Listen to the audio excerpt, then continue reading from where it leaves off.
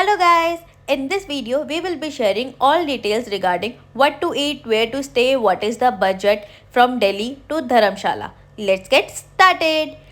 हमारी journey start हुई Delhi Kashmiri gate से। रात को 10 बजे हमने ली थी ये बस which was from Lakshmi holidays. ये बस काफ़ी क्लीन और कंफर्टेबल थी। इसकी टिकट्स आप मेक माई ट्रिप, न्यूगो या फिर लक्ष्मी हॉलीडेज़ की वेबसाइट से बुक कर सकते हैं एंड इसका प्राइस था 1200 to 1500 पर पर्सन।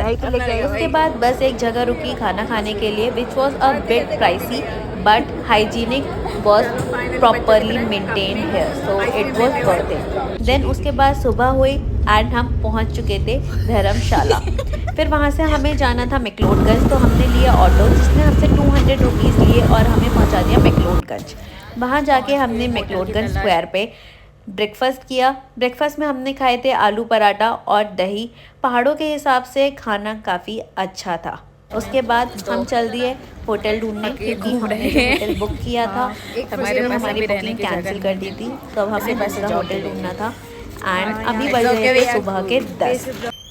उसके बाद हमें ये होटल मिला एंड इसका व्यू और इसकी लोकेशन बहुत अच्छी थी। ये बिल्कुल मेन मार्केट में था। इसका नाम था माउंट व्यू होटल एंड इसको हमें उस टाइम पे मिल गया था ये 1500 ओनली में, और सीज़न के टाइम पे इसके प्राइसेस 2500 अराउंड होते हैं या उससे भी ज़्यादा होते हैं, बट हम लोग ऑफ सीज़न में गए थे, so we crack a great deal. Then थोड़ा रेस्ट किया। उसके बाद हम लोग हुए रेडी लोकल साइट सीइंग के लिए क्योंकि आज ट्रैकिंग तो कर नहीं पाएंगे। फिर हमने ऑटो स्टैंड गए, वहाँ से लिया ऑटो जिन्होंने हमसे चार्ज किया 1500 रुपीज़ एंड वो हमें 5 जगह घुमाने वाले थे। सो यहाँ से होती है हमारी लोकल साइट का start. First one is this saint John's church and इसकी लोकेशन भी काफ़ी अच्छी थी। वहाँ पे इतने सुंदर सुंदर ट्रीज़ थे, पीछे की लोकेशन भी बहुत अच्छी थी। चर्च थोड़ा पुराना था बट हाँ बाकी ओवरऑल बहुत अच्छा था। वहाँ पे बहुत सारे टूरिस्ट आए थे। वहाँ पे हम लोगों ने बैकयार्ड में बहुत मस्ती की और फिर उसके बाद वापस हम ऑटो वाले भैया के साथ चल दिए अपनी सेकेंड लोकेशन पे। Second location was Dal lake. हमने जाने से पहले ऑनलाइन चेक किया था तो हमें उतनी कुछ खास पसंद आई नहीं थी, बट जब हम वहाँ पहुँचे ना इट वॉज़ रियली अमेजिंग। मतलब इतनी शांति थी वहाँ पे, पीछे माउंटेन्स दिख रहे थे, अच्छी धूप आ रही थी जहाँ तुम सन बात ले सकते हो, सामने में लेक थी जिससे हल्की हल्की ठंडी ठंडी ब्रीज आ रही थी। तो it was properly a worth it. यहाँ पे तो ऐसा लग रहा था तुम जाके मेडिटेशन भी कर सकते हो। It was amazing. फिर उसके बाद हम जा रहे हैं अपनी थर्ड जगह पे which was Nandi view point and literally ये सच में एक व्यू पॉइंट ही कहेंगे। यहाँ से इतने अच्छे माउंटेन्स दिख रहे थे। पहले तो मुझे लगा कि शायद हमें उसी माउंटेन पे ट्रैक करना है, बट नहीं, हमें वहाँ ट्रैक नहीं करना था। That was other mountains. So वहाँ पे हम लोगों ने थोड़ी फ़ोटोज़ वगैरह क्लिक की, अच्छे से नज़ारों का मज़ा लिया। देन उसके बाद लगी थी बहुत भूख तो हमने ऑर्डर की मैगी। पहाड़ों पे आए हो मैगी ना खाओ, ऐसा कैसे हो सकता है? पहाड़ों वाली मैगी की भी तो फील लेनी थी। तो नंदी व्यू पॉइंट पे ही हम लोगों ने मैगी ऑर्डर की। यहाँ पे बहुत सारी छोटी छोटी टपरियाँ थी जहाँ पे आपको खाने का सामान मिल जाएगा। सो आपको खाने पीने की तो पूरी ट्रिप पे कोई कमी नहीं होने वाली है। देन उसके बाद हम वापस ऑटो से गए एंड अब भैया हमें लेके जा रहे हैं भगसुनाग टेम्पल।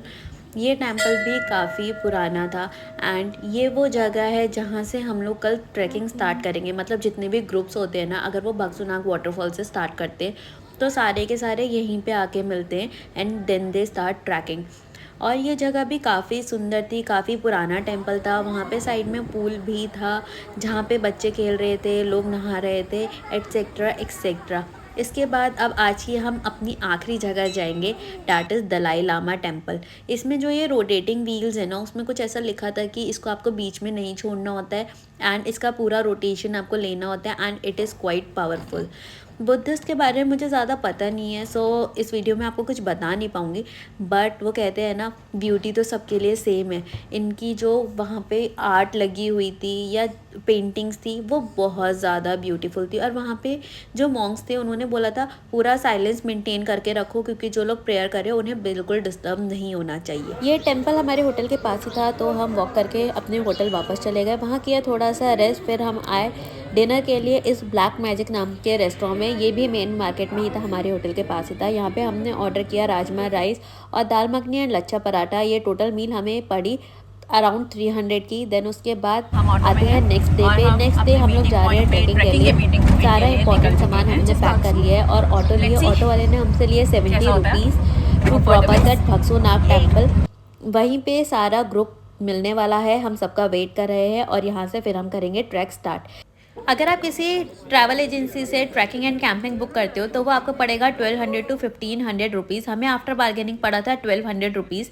एंड यहाँ पे आपको एक फॉरेस्ट पास भी बनवाना पड़ेगा विच वॉज फॉर ₹200 अगर आपको नाइट स्टे करना है। लेकिन अगर आप सिर्फ दिन के लिए जा रहे हो तो इट वॉज फॉर ₹100। एंड हमारा जो पैकेज था उसमें 1200 वाला पैकेज, उसमें पूरा इंक्लूडेड था शाम का स्नैक्स जैसे कि चाय बिस्किट एंड मैगी, रात का डिनर एंड सुबह का breakfast. After trekking and after getting lot of tired हम इस लोकेशन पे पहुँचे जहाँ से बहुत अच्छे ग्लेशियर्स दिख रहे थे and it was amazing view.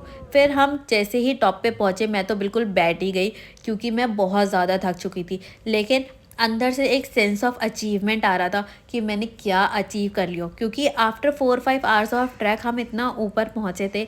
बहुत टायरिंग था और बहुत रिलैक्सिंग भी था एट द सेम टाइम। फिर मैं बैठी अपने कैंप के बाहर आराम से, मुझे लगी थी भूख तो मैंने खाई मैगी। ऐसे व्यूज़ देखते हुए मैगी खाना और ठंड में गरम गरम मैगी मिल जाए ना, मज़ा ही आ जाता है। फिर हो गया था सनसेट का टाइम, बहुत बादल हो रहे थे तो सनसेट हमें अच्छे से देखने को नहीं मिल पाया, लेकिन इतना भी काफ़ी ब्यूटीफुल लग रहा था। फिर डिनर में हमें मिले राइस, दाल और पनीर। ये वेजिटेरियंस के लिए था, नॉन वेजिटेरियंस के लिए चिकन था। उसके बाद हुई बॉन फायर। ठंड से बचने के लिए बॉन फायर तो बहुत ज़रूरी होती है। यहाँ सब लोग अपना नाच रहे थे, गा रहे थे, एंजॉय कर रहे थे। एंड यू विल सी कि एक भैया है वो बहुत अच्छा हिमाचली गाना गा रहे थे। चंबे चांदी बतेरा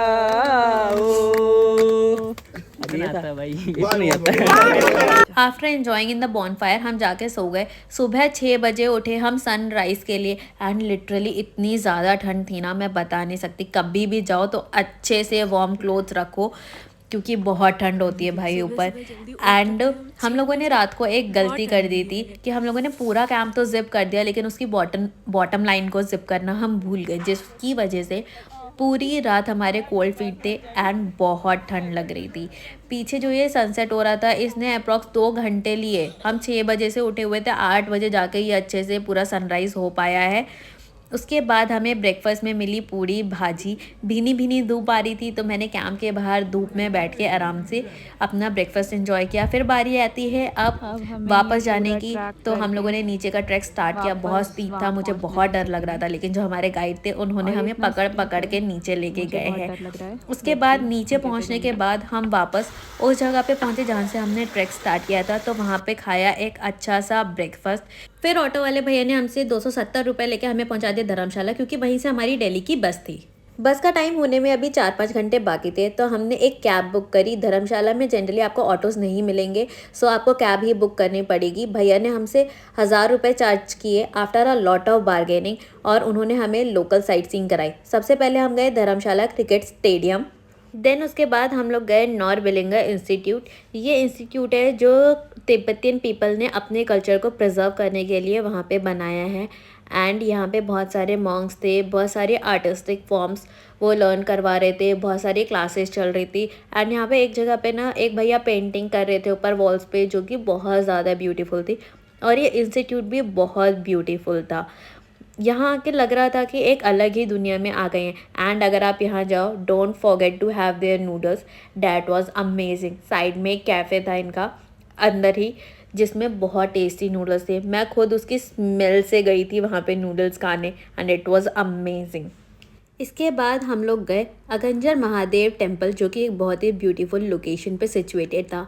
जितना ब्यूटीफुल ये टेम्पल था उतनी ही ब्यूटीफुल इसकी हिस्ट्री भी थी। यहाँ पे पंडित जी ने हमें बताया कि इस टेम्पल में अर्जुन को शिव जी ने आशीर्वाद दिया था। एंड वो नीचे आप एक स्टोन देख रहे हो, उसको देख के हम बहुत क्यूरियस हुए, तो हम चले गए नीचे उसको देखने।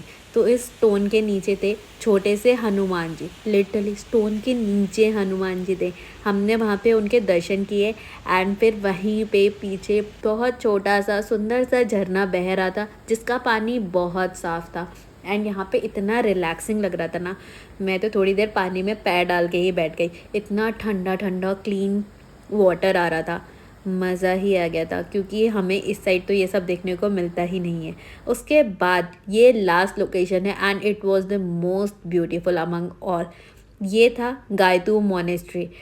इसके पीछे ग्लेशियर्स, उसके ऊपर आसमान और बादल, मतलब हर चीज़ का कॉम्बिनेशन और साथ में इसका कलर कॉम्बिनेशन सब कुछ इतना खिल रहा था ना। यहाँ पे ये छोटे छोटे मॉन्क्स थे, मॉन्क किड्स कह सकते हैं, जो अपनी ही दुनिया में मग्न थे। इनको किसी से कोई लेना देना नहीं था, ये यहाँ खेल रहे थे। इन्हें देख के बहुत अच्छा लग रहा था।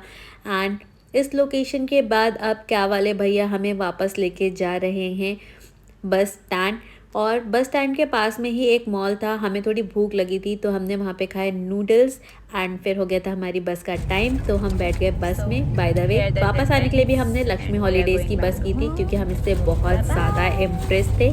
फिर सुबह हम वापस पहुँच गए दिल्ली।